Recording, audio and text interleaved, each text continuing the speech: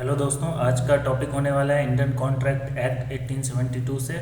ठीक है, appropriation of payments, assignment of contracts and section 59 से 67 देखेंगे। ठीक है, क्या क्या पढ़ेंगे?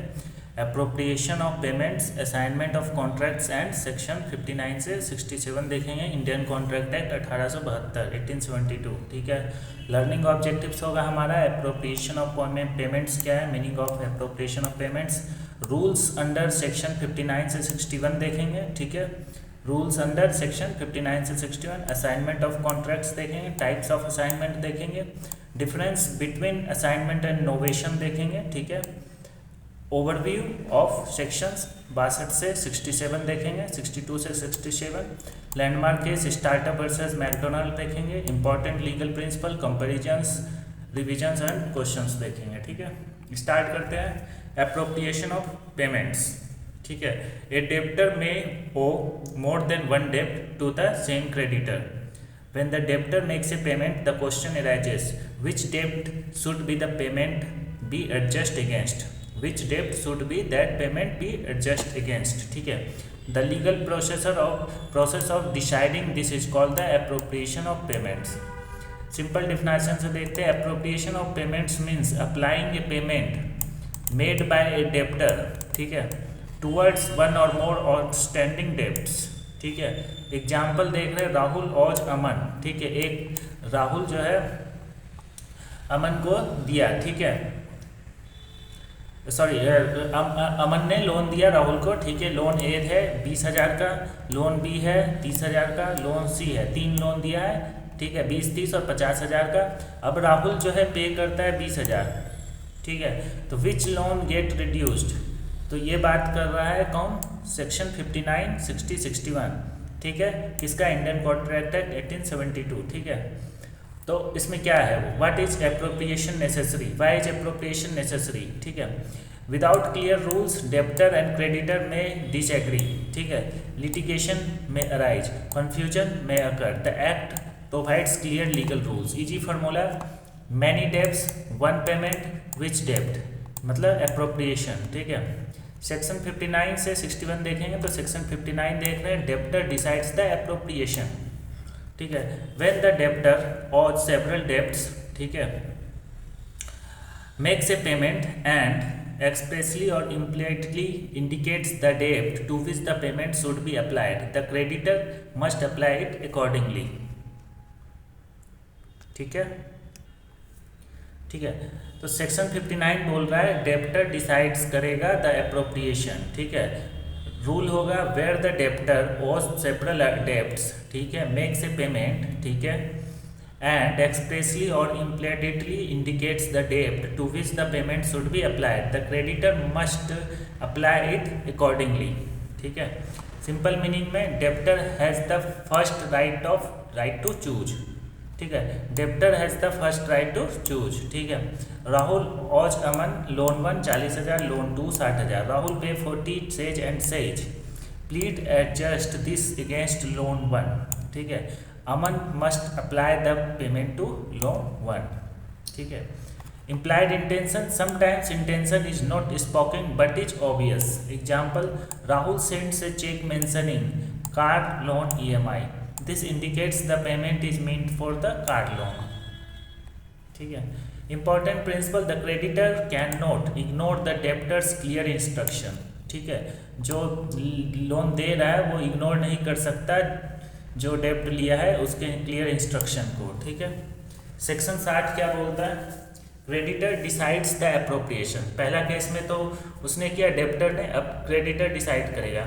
If debtor makes no indication, अगर जो कर्ज लिया है वो अगर इंडिकेट नहीं कर रहा है कि किस वाले लोन को ये चुका रहा हूँ, then the creditor may apply the payment to any lawful डेब्ट due to the debtor.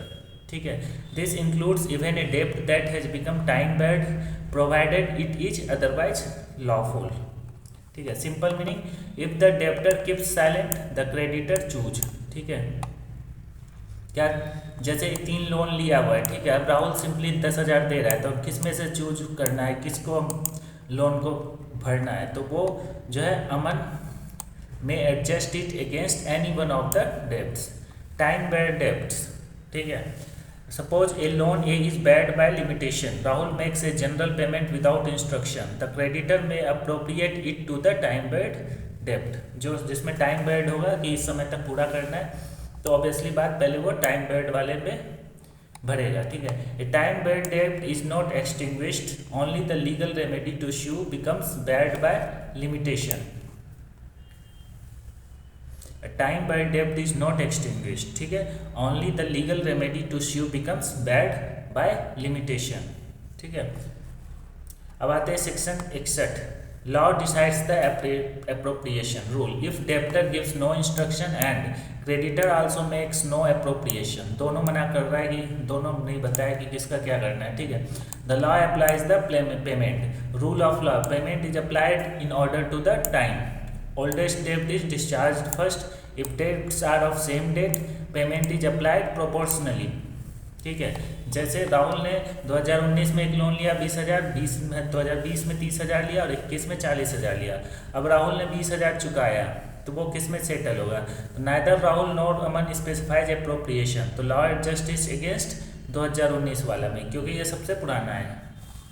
Same date का अगर आते हैं, राहुल ने 2 लोन लिया 20,000 loan A loan B, both taken on the same day, payment अब उसने किया 20,000, एडजस्टमेंट कैसे होगा, तो 10,000 लोन ए में जाएगा, 10,000 लोन बी में जाएगा। ठीक है। तो वही है, पेमेंट मेड हुआ, डेप्टर स्पेसिफाई कर रहा है यस तो सेक्शन 59 लगेगा, अगर नहीं कर रहा है तो क्रेडिटर से स्पेसिफाई करेगा सेक्शन 60 लगेगा, वो भी नहीं वो अगर कर रहा है तो ठीक है, अगर वो भी नहीं कर रहा है तो लॉ अप्लाइज अप्रोप्रिएशन और वो लॉ जो है 61 लगा देगा। ठीक है। तो 59, 60, 61। ठीक है। ये तीनों में ये डिफाइंड है। ठीक है। अब आते हैं assignment of contract, transfer of contractual rights from one person to another. ठीक है। असाइनमेंट ऑफ कॉन्ट्रैक्ट मतलब transfer of contractual rights from one person to another. Simple definition में देखिए, one party transfers his contractual right to another person. Everyday example देखते हैं, Rahul has a right to receive 5 lakh from Aman, Rahul transfers his right to Mohit, now Mohit can receive the money, this is called assignment. Assignment of rights versus obligations, very important topic है। Generally contractual rights can be assigned, generally जो है contractual rights जो होते हैं वो assign किया जा सकता है दूसरे को। ऑब्लिगेशन का क्या कंडीशन है फिर, तो contractual obligations can not ordinarily be assigned without the consent of the other contracting party, specially where personal performance involve. ठीक है। तो कॉन्ट्रेक्चुअल राइट को तो हम ट्रांसफर कर सकते हैं, असाइन कर सकते हैं किसी को, ठीक है, बट कॉन्ट्रेक्चुअल जो ऑब्लिगेशंस है वो इतना इजीली ट्रांसफर नहीं होगा। वो सामने वाला अगर कंसेंट देता है दूसरा पार्टी कि ठीक है, देन वो ट्रांसफर होगा। और स्पेशली वहाँ जरूरी है जहाँ कंसेंट लेना, जहाँ पर्सनल परफॉर्मेंस इन्वॉल्व हो रहा है, वहाँ बहुत ही नेसेसरी है कंसेंट लेना। ठीक है। तो Rahul is entitled to receive rent, he assign this right to a bank, valid है। ठीक है। Rahul is a famous singer, he cannot he assign his obligation to perform at a concert to another singer without the organizer's consent। ठीक है। Types of assignment क्या होगा, legal assignment, ठीक है, recognised by law, rights passes directly to the assignee, जैसे insurance policy assigned according to the law. अब है दूसरा इक्विटेबल असाइनमेंट, पहला हो गया लीगल असाइनमेंट, ठीक है, दूसरा है equitable assignment, transfers recognised by equity even if legal formalities are incomplete. ठीक है। अगर ट्रांसफर रिकॉग्नाइज्ड बाय इक्विटी है even if legal formalities are incomplete. Example है, Rahul writes a letter transferring a डेब्ट to Mohit, depending on the circumstances equity may recognise the transfer. अब assignment by operation of law, rights may also pass automatically by law. Examples death, insolvency, succession. ठीक है। जैसे death हो गया किसी का, या बैंकरप्ट हो गया, या सक्सेशन में गया, आगे इनहेरिट हुआ। ठीक है। जैसे Rahul dies, his legal representatives inherit contractual rights unless the contract is personal. अब असाइनमेंट वर्सेज नोवेशन। ठीक है। Student often confuse this concept, assignment होता है only rights are transferred, the original contract generally continues. ठीक है। नोवेशन क्या होता है, entire contract is replaced when a new contract comes into existence. ठीक है, एक पुराना कॉन्ट्रैक्ट चल रहा था, उसको उसके ऊपर एक नया कॉन्ट्रैक्ट नया आता है, वो पुराना रद्द हो जाएगा। ठीक है, तो उसको हम कहेंगे नोवेशन। जैसे Rahul owes Aman 1 lakh, Rahul transfers the right to receive money to Mohit, assignment हो गया। वही यहाँ पर आएगा, Rahul Aman and Mohit agree that Mohit will replace Rahul as the contracting party, new contract बनेगा, नोवेशन हो जाएगा। ठीक है, तो डिफरेंस देख रहे हैं असाइनमेंट वर्सेस नोवेशन में। असाइनमेंट बोलता है कि transfer of rights, contractual rights, novation बोलता है रिप्लेसेस द कॉन्ट्रैक्ट। असाइनमेंट बोलता है ओरिजिनल कॉन्ट्रैक्ट कंटिन्यूज, ठीक है, नोवेशन बोलता है new contract replaces the old. ठीक है, असाइनमेंट बोल रहा है usually no new contract, novation बोलता है न्यू एग्रीमेंट रिक्वायर्ड। और असाइनमेंट बोलता है कंसर्न्ड विथ ट्रांसफर और नोवेशन बोलता है कंसर्न्ड विथ सब्सटीट्यूशन। अब हम सेक्शन पढ़ेंगे 62 से लेके 67 तक। तो 59, 60, 61 तो हमने पढ़ लिया था पीछे। ठीक है, अब हम पढ़ेंगे 62, 63, 64, 65, 66, 67। ठीक है, 62 बोल रहा है novation, rescission and alteration. Novation, rescission and alteration. Parties may substitute a new contract, novation, cancel the contract, rescission, change the terms, alteration. ठीक है, तो सेक्शन 62 हमें ऑप्शन देता है कि आप जो है कॉन्ट्रैक्ट को नया कर सकते हो, सब दूसरे कॉन्ट्रैक्ट से रिन्यू करा सकते हो। कैंसिल द कॉन्ट्रैक्ट, रेसिजन, RESCISSION, रेसिजन, और चेंज द टर्म्स, अंदर के जो टर्म्स हुए कॉन्ट्रैक्ट के वो चेंज करा सकते हो, called alteration. The original contract need not to perform once valid novation और रेसिजन टेक्स प्लेस। ठीक है, तो अल्टरेशन में तो वही यूज होगा, बट नोवेशन और रिसेशन में, नोवेशन में तो देखो नया आ जाएगा तो पुराना वाला का वैल्यू खत्म। रिसेशन में क्या है कि कॉन्ट्रैक्ट ही कैंसिल हो गया तो उसमें भी परफॉर्म नहीं करना है। Old contract, Rahul will deliver 100 chairs, new agreement में बोला Rahul will instead deliver tables, this is novation. Section 63 बोल रहा है प्रॉमिस में डिस्पेंस विथ और रिमिट परफॉर्मेंस, प्रॉमिसी में डिस्पेंस विथ और remit performance. The promisor may waive performance, accept less, extend time, accept any satisfaction instead। ठीक है, जो promisee है वो परफॉर्मेंस वेव कर सकता है, एक्सेप्ट लेस कम चीज़ें ले सकता है, एक्सटेंड टाइम टाइम बढ़ा सकता है, accept any satisfaction instead. Example है, डेब्ट था 1 लाख रुपया का, creditor accept 80,000 in full settlement, valid under section 63। ठीक है, मतलब क्रेडिटर जो है 80,000 में फुल सेटलमेंट मान लिया, भले उसने 1 लाख रुपया कर्जा दिया था।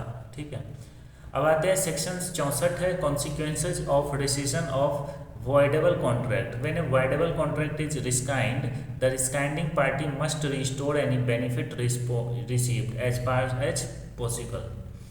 अगर एक voidable contract rescind हो रहा है, ठीक है, तो जो rescinding पार्टी है must restore any benefit received।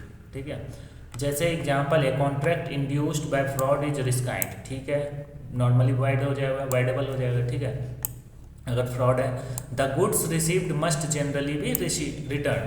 ठीक है, अब अगर मान लो कुछ लेन देन हो गया होगा कंसिडरेशन वाला पार्ट, तो वो उसे रिटर्न करना होगा। ठीक है, सेक्शन 65 बोल रहा है obligation of person receiving advantage under void agreement.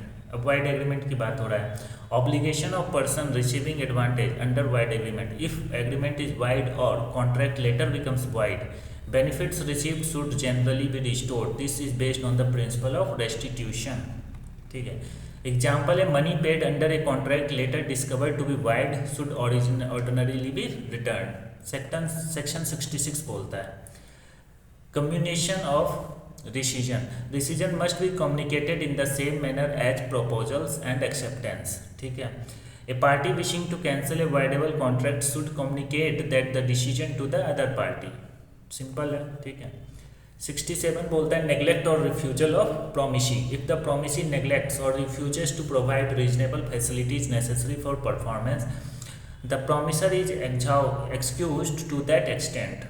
ठीक है, अगर प्रॉमिसी नेग्लेक्ट करता है, रिफ्यूज करता है कुछ अपना performance to provide reasonable facilities necessary for performance, तो प्रॉमिसर को एक्सक्यूज मिल सकता है लायबिलिटी से। ठीक है, जैसे owner refuses to hand over the construction drawings builder can not complete the building, builder is protected, उस पर लाइबिलिटी नहीं आएगा, ठीक है।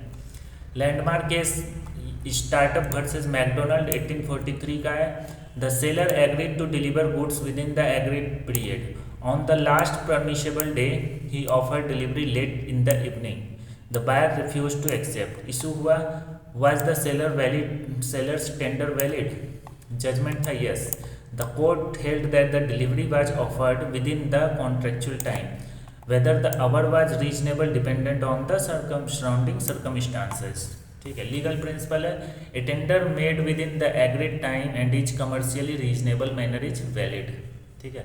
एग्जाम इंपॉर्टेंस में है क्या, लीडिंग केस ऑन टेंडर्स देखेंगे, performance, reasonable time, readiness to perform, ठीक है। अब आते हैं important legal principles. Performance is the normal method of discharging a contract, ठीक है।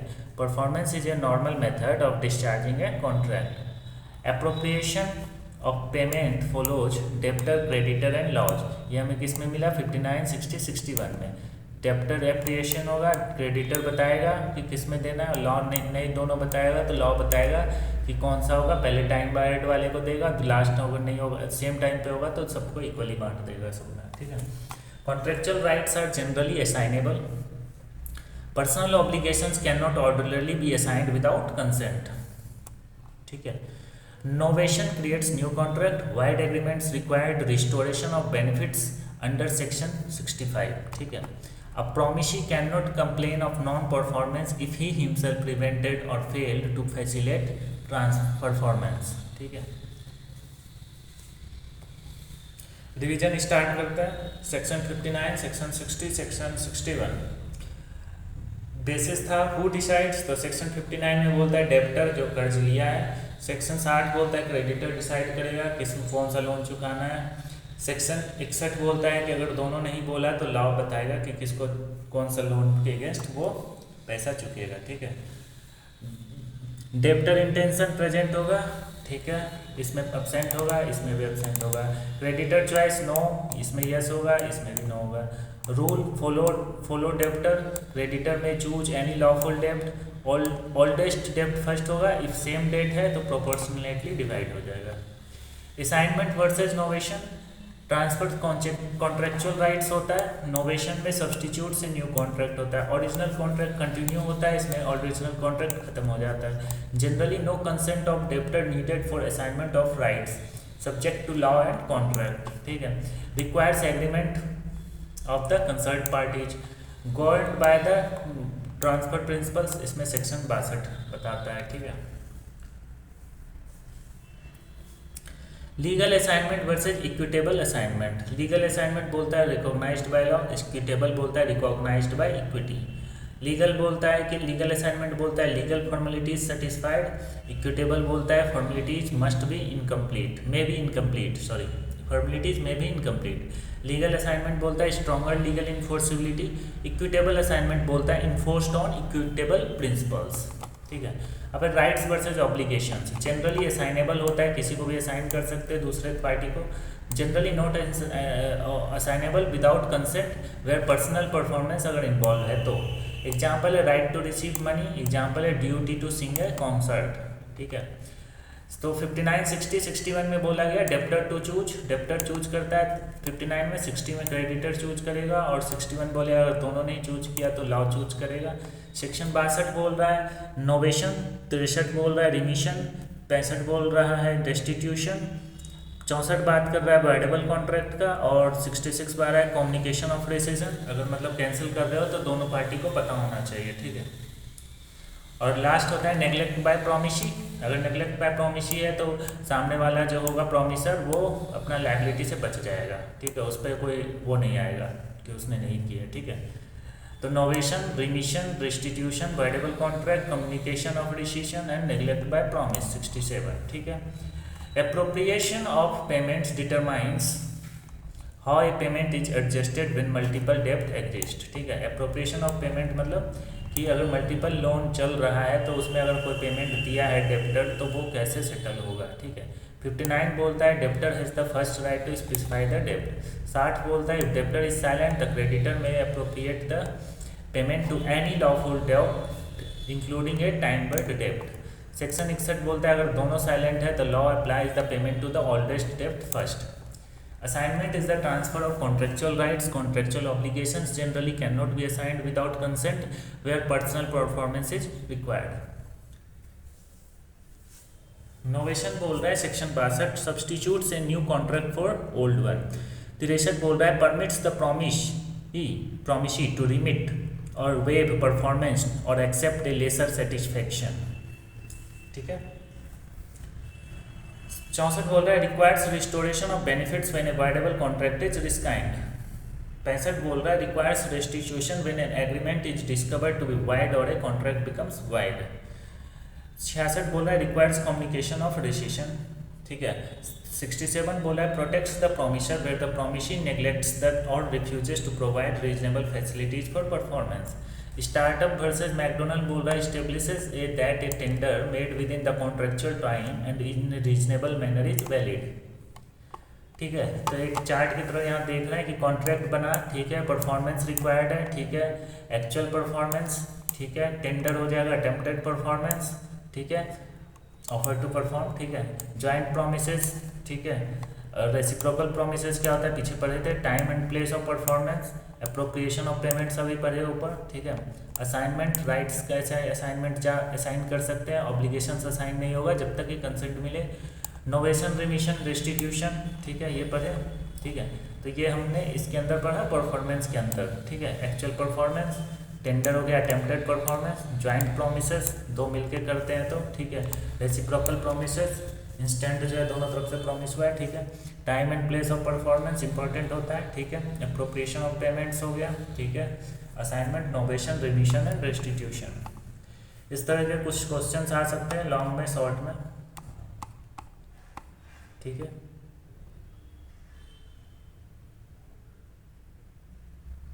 इस वीडियो में इतना ही है, मिलते हैं नेक्स्ट वीडियो में नए टॉपिक के साथ। अगर वीडियो अच्छा लगे तो लाइक कर लो, चैनल सब्सक्राइब कर लो। मिलते हैं नेक्स्ट वीडियो में। Thanks for watching.